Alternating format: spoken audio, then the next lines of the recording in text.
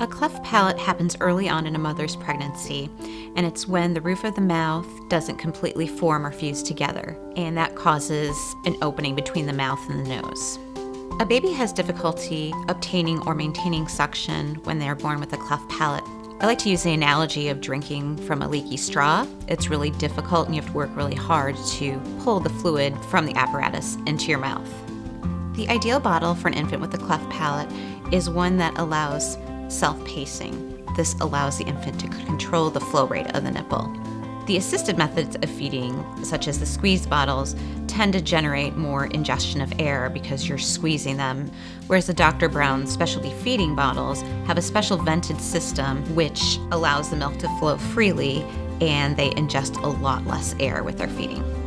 The Dr. Brown specialty feeding system is good for helping reduce the amount of nasal regurgitation because it has that specialty feeding valve inserted into it, and it helps control the flow rate of the milk, and the infant's actually able to control the flow rate themselves. There's a specialized valve that we insert into the nipple. It's a one-way flow valve. Once the nipple is primed, it prevents the milk from falling back into the bottle. So the nipple becomes full with milk, stays full with milk. To prime the nipple, I like to squeeze the tip of the nipple, tip it over, and then put it right side up again as I'm releasing it. The nipple should be filled about 3/4 full with milk at that point. My favorite things about the Dr. Brown specialty feeding system are that it looks like a normal bottle that every mother they use. It doesn't look like a specialty feeding bottle. It's a fully reusable system, and it's also really easy to clean. It's also a great transition bottle.